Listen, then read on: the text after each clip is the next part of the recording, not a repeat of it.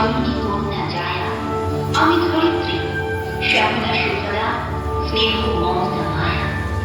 আমি বীজ ফুল, উদ্ভিদ মাতা, আমি অঙ্কুর ত্রাতা, আমি দ্রৌপদী, কুন্তি লক্ষ্মী, দুর্গা মহাশ্বেতা।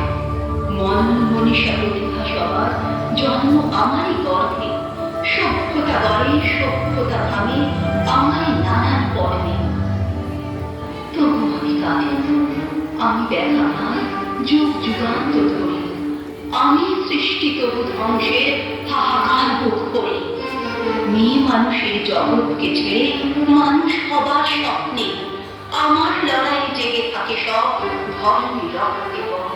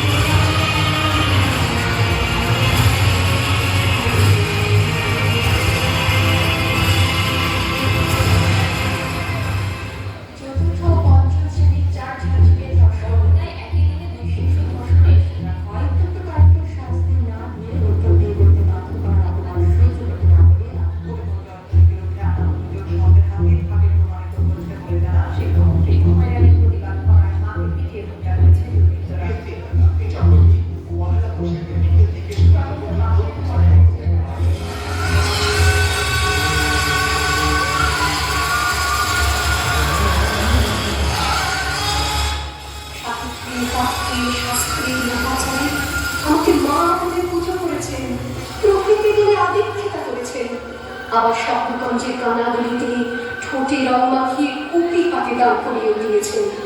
হ্যাঁ, আমি সেদিন একদিন হয়তো অন্য কোনো একদিন আমার সমস্ত মিথ্যে পোশাক ছুঁড়ে ফেলে দিয়ে আমি হয়ে উঠবো সেই অসামান্য।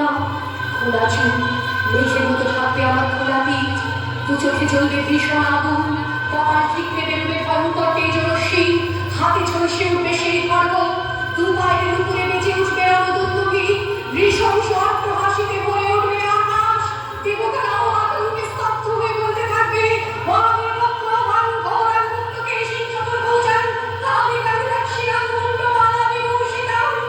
বিপৎসতা রমণের মতো আমি বলে থাকবো, আর আমার এগিয়ে যাওয়া পথে ধোঁয়াশে মুন্ডবী অসংখ্য দেহ ছটফট করতে থাকবে।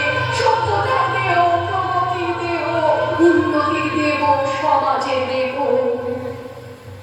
হয়তো আমি সেই মেয়ে, হয়তোবা।